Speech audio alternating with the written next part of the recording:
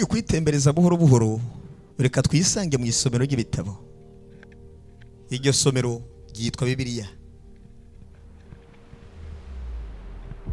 Muri iryo somero hari ibitabo byinshi pe, kuko ijambo Bibiliya ubwayo risobanura isomero, riva mu ijambo ry'ikigiriki biblos, bivuze ngo bibliothèque.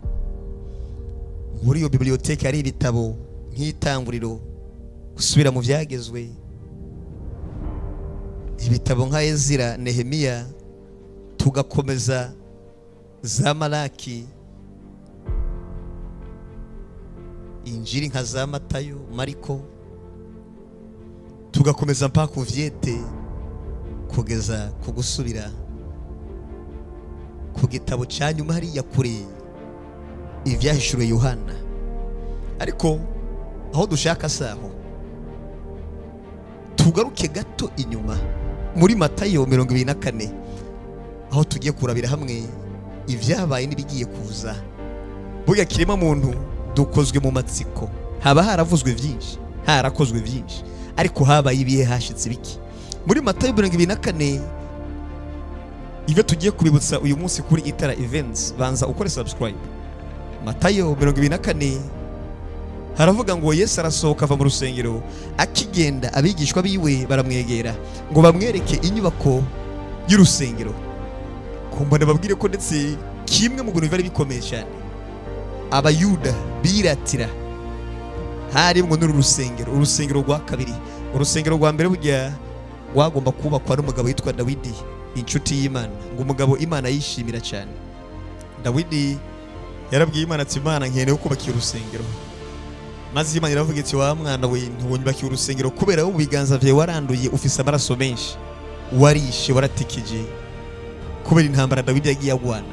Aravuga ati, we rero ntibonyubake urusengero, ahubwo izo nshingano zo kunyubakira urusengero ndazihereje umuhungu we Salomo, niba azokubaka urusengero. Salomo yubatse urusengero rwa mbere. Urusengero ruvugwa rwa urusengero rumwe rwahuza abanyisirayeli bose. Muri urwo rusengero niho bari biteze amakiro yabo, niho batangira ibimazi, bagatanga buri kimwe kugira ngo babashe guhabwa imbabazi, impongano z'ibyaha byabo muri izo gahunda. Ico gihe Yesu akimara kuva muri urwo rusengero, abigishwa baramwegera bamwereke ubuhambazi bw'urwo rusengero uko rurenze. Rwari urusengero rwa kabiri. Urusengero rwa mbere rwari rwarasenywe, rumwe rwubakwa na Salomo. Uru rwa kabiri nagwo nigo bari kumuratira bamwereka. Kariko mu buhanuzi bwavuzwe, mu buhanuzi buzoranga imperuka y'isi, hariho no kubakwa ku rusengero. Urusengero Yesu aravuga ati, arababwira ati ku murongo wa kabiri Matayo 24, arababwira ati, ntimubona ivyo byose? Ndababwire ukuri, aha ni hazosigazwa ibuye rigeretse ku rindi, ridasamburiwe hasi. Urusengero mbere na mbere wa urusengero rwahuza umuco w'abayahudi bose muri rusange, abisirayeli imiryango yose 12. Cyo ni cyambere. Icya kabiri, urusengero rwagenda ibintu bidasanzwe, kuko muri go niho abayahudi benshi baronkera imbabazi, niho imigenzo yose yaranga amasezerano y'abisirayeli hamwe n'Imana yabera. Ariko urwo rusengero bakiriko barumwereka kubera Yesu yabona kure, akabona kandi ivyo muri kazoza.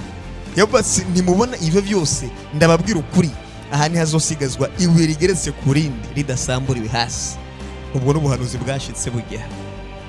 Iri jambo Yesu yavuze ngo ntihazosigara ibuye na rimwe rizosigara rigeretse ku rindi. Ibi vyaje kuba mu ciswe siege of Jerusalem, kuzenguruka Jerusalem. Niba agomba kumenya nibigize gose burya first Jewish Roman war, ni intambara ya mbere gose burya abayahuje abayahudi n'abaromani. Niba agomba kumenya ukuri rero yuko vyabaye hari mu mwaka wa 70. Ariko n'imbere yaho hari hasanzwe ari abazelote, aba SN, utugwi twari twarishinze ngo tugwanye abaromani.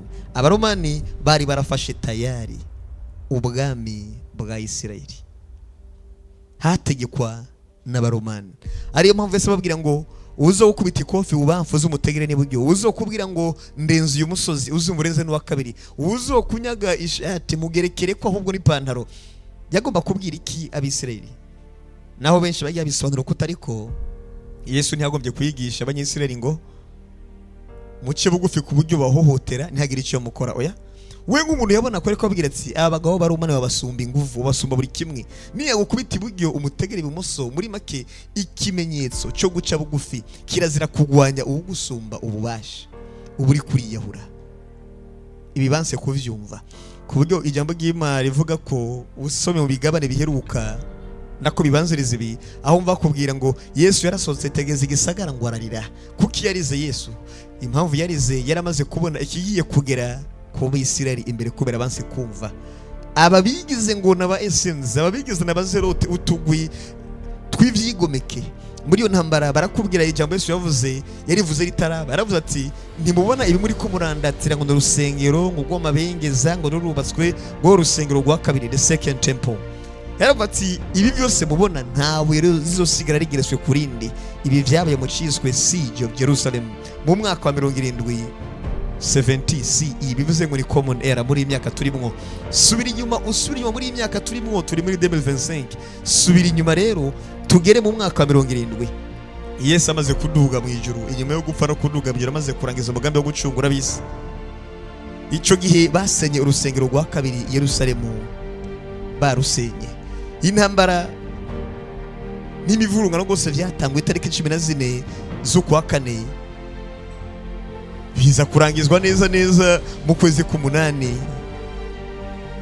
na ku itariki 8 z'ukwezi kw'icenda mu mwaka wa 70 common era ico gihe byabereye Yerusalemu ni Yudeya ibyavuye muri iyo ntambara abaromani baratsinze ubwami Roman Empire ubwami bwagiye bukusanyirizamo ubundi bwami bugenda butsinda butegeka bwari mwihangana n'abayahudi abayahudi bo bari nyeshyamba benshi muri bo Jewish rebels mu bari bayoboye gose intambara General Titus hamwe na Julius Alexander bafashe ingabo nyinshi pe zari ingabo zingana hafi 50,000 baragenda bariko bagwanya inyeshyamba z'abayahudi mu bakuru b'inyeshyamba harimo Simon Bargiora ni kuvuga Simon Bargiora uyu gose burya yapfiriye mu rugamba bariko baragwana baromani mu mwaka wa 70 ubundi yarakuri inyeshyamba yari John of Giscala yabaye POW yabaye gose imfungwa y'intambara nyuma y'intambara aje gufatwa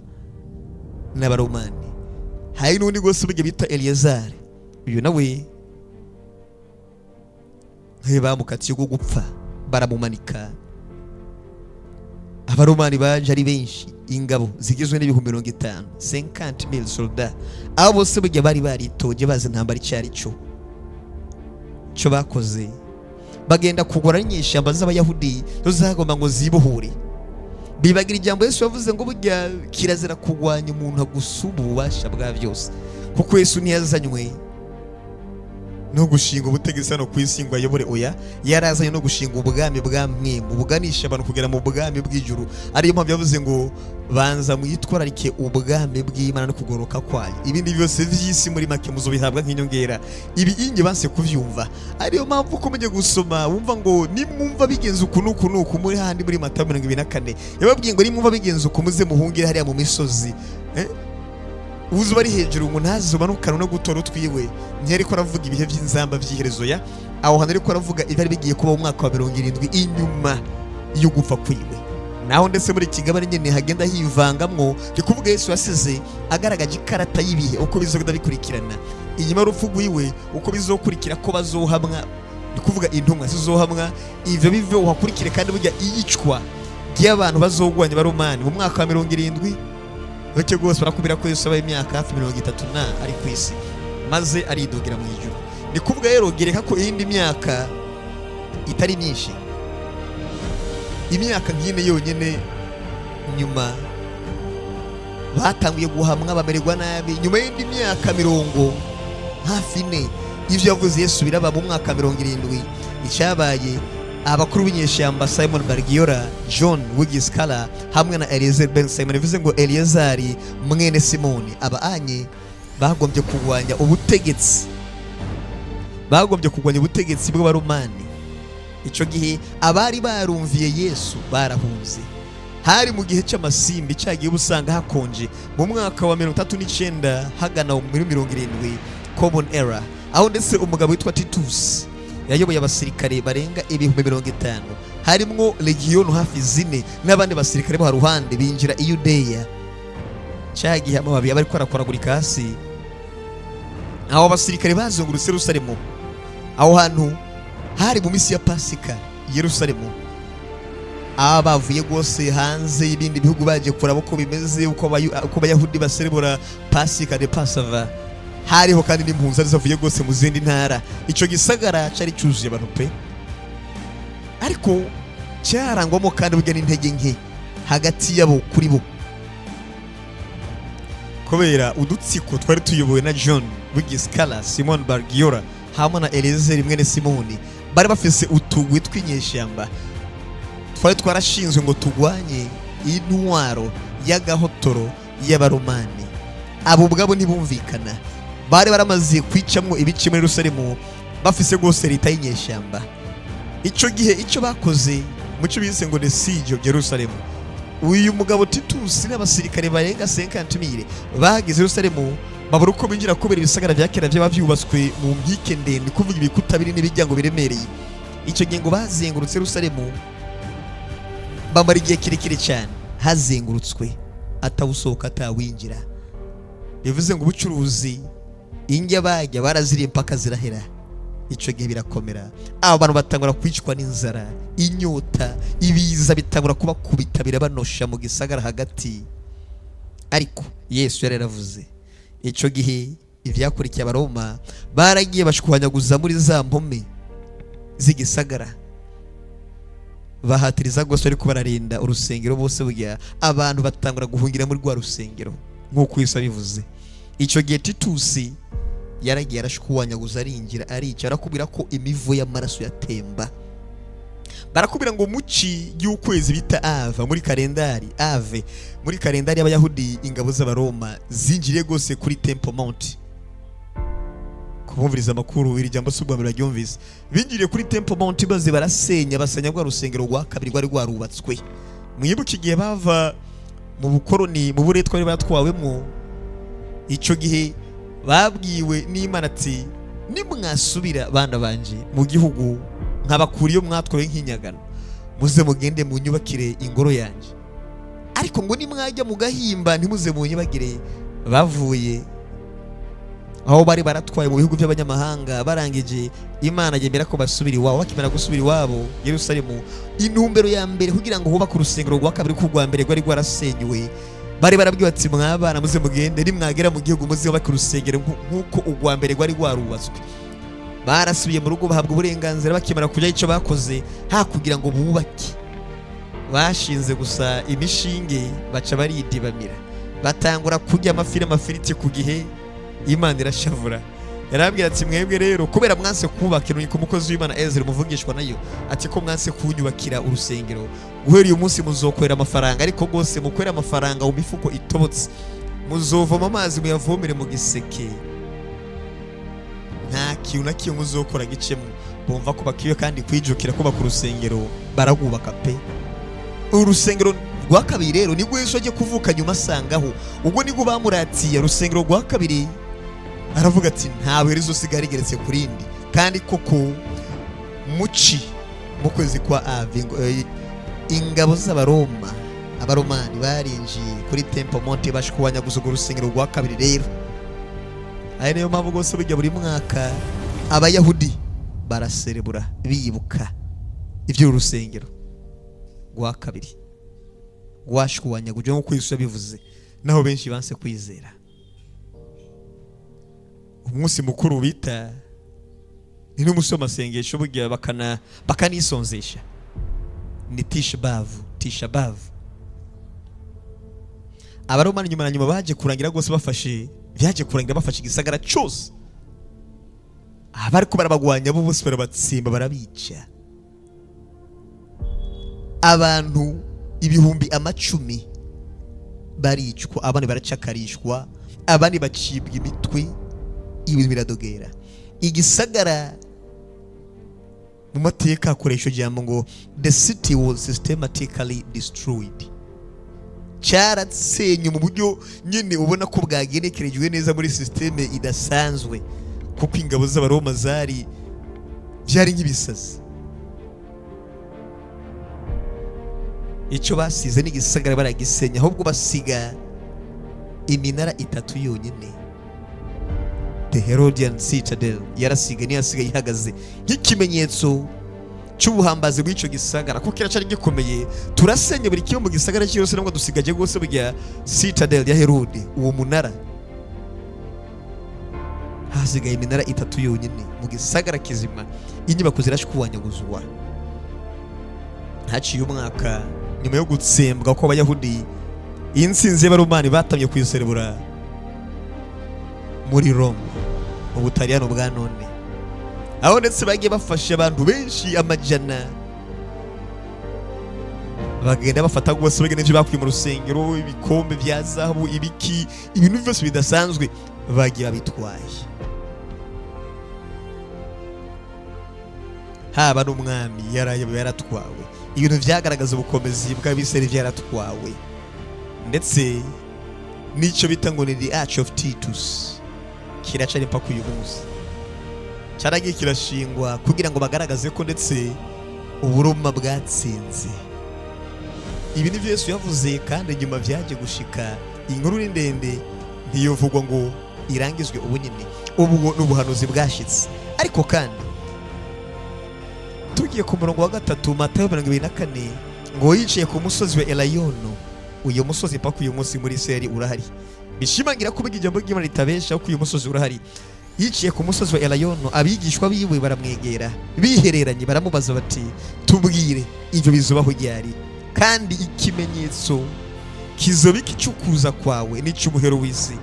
Ku murongo wa 4, ngo Yesu arabishura ati, mwirinde ntihagire ubazimiza, kuko benshi bazoza mu izina ryanjye bati ni jewe Kristo, kandi bazozimiza benshi. Ibi tuzobicaho ikindi gihe, aho tuzosesengura akajambo ku kandi mu tujambo Yesu yagiye avuga.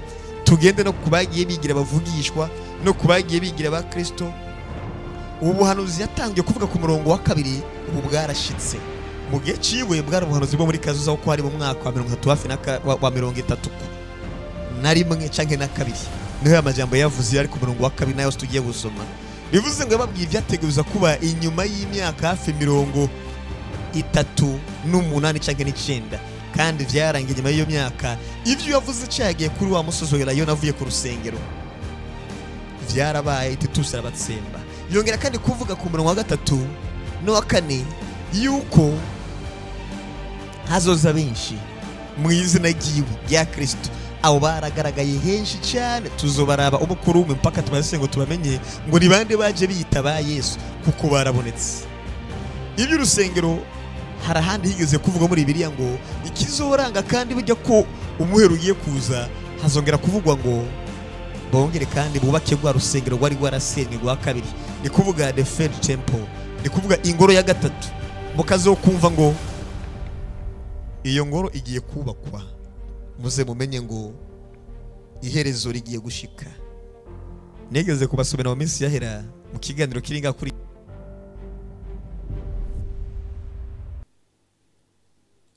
shene yanyu, hari ikiganiro gihari aho twavuze ngo benshi baravuga nk'uko bamye kandi bavuga burya. Ni muri Petero niwe yanditse yihwege uko amajambo yo kwiranda ko atamuhero uzigera ubaho. Si amajambo atanguye uyu munsi yamyeho, ngo umwami Imana burya ngo ntatebeje isezerano ryayo, ngo ahubwo ntikeneye ko abantu bahona, ngo mu minsi y'iherezo uhereye mu gihe cya Petero ngo uhamyeho, kandi hazokwamaho abantu bazovuga ngo kuva aho twumviye ngo azoza ko ataza. Ayo ni amajambo yavuzwe uhereye mu gihe cya Petero, nimba muri kubyumva neza. Muri make ugiye muri Petero wa 2, ni kuvuga icete Petero yandikiye ishengero ryari ryaratatanye Babiloni na hehe, yaranditse umucete yabandikiye cya 2 ko intumwa zandikiye ivyete bivaye n'ibibazo zakiriye. Nta ntumwe apfa kwiyadukiza ngo yanditse cete, oya. Kenshi hababaye ikibazo, baragana bagashinga insengero hirya no hino, bagashinga amatorero basi, ku buryo havuka ibibazo, ugasanga ibibazo bivutse, wowe yahasize agahita amwandikira ati ntumwa Petero canke Yohana canke Paulo habaye mu rusengero bigenze gute, agace yandika agatanga inyishu. Mu cete rero Petero yanditse cyari cete kigira kabiri, muri Petero wa kabiri gatatu, n'abakristo bari barasanzariye i Babuloni. Yarababwiye ati Petero wa kabiri gatatu ku murongo hafi w'icumi, haravuga ngo ari ku munsi w'umwami wacu uzoza nk'igisuma, aho amajuru azovaho hakaba n'ukwasana guhambaye, iby'amatanguro byose bikazoshongeshwa n'ikibengebenge ikaze, isi n'ibikogwa biri muri yo bigatongoka. Ariko imbere gato kandi burya ndi kuvuga uduze gato ku murongo w'icenda, Paul avuze ngo umwami Imana ntitebege isezerano ryayo uko bamwe biyumvira kuri tevya. Iryo sezerano rivugwa n'iryo kuza k'umukiza ari we Yesu. Umwami Imana ntitebege isezerano ryayo uko bamwe biyumvira kuri tevya, ariko yihanganira mwebwe, ni kuvuga abanyabyaha. Ntigomba ko hagira abahona, ariko igomba ko bose bihana. Nico gituma burya ngo ivy'umuhero bitaba n'ivy'inzamba bitavuga ubuvuba, iracarindiriye burya koko nta Imana ihomba. Nacyo bakubwira ngo uyu munsi ubuhanuzi bwagiye buvugwa ni bwinshi, mu vyagaragaje ko uko Imana niyo kwamirindira iteka ryose hazogera igihe ibyo kwihangana bihiri. Ico gihe mareka azobwibwa ati uvuza ivyo uvuza ikiba kibi, inzamba ivuge. Nzamba niyavuga kizokurikira mwarabisomye, tuzibasubiramo kandi ibihano bizogera ku bantu. Bivuze ngo mpaka uyu munsi nta kirahinduka, umugambi ni wa wundi. Ndacarendere ngo banze wihane, nta kindi, kugira ngo vyumve neza ni bwa bahanuzi bwagiye buvugwa buzoranga iherezo no kugaruka kwa Yesu. Ivyo onye vyinshi bimaze gushika, harasigaye iki? Ko bigaragara nta nakimwe kitaraba, kiretse gusa bike kimwe canke ibice nke bitatu, navyo sikera. Ariko bugiherezo rya muntu ryo ribaho imbere y'uko inzamba ngo ishobora kuvuga ngo urupfu rubaho, guhitana ukagenda. Turi kuri Itara Events, nimba utarakora subscribe nico gihe ngo uyikore kugira ngo uzore wibutswa, wongera wumviriza ukurikirana amajambo kugira ngo bizokomeza biryohe naho butaha.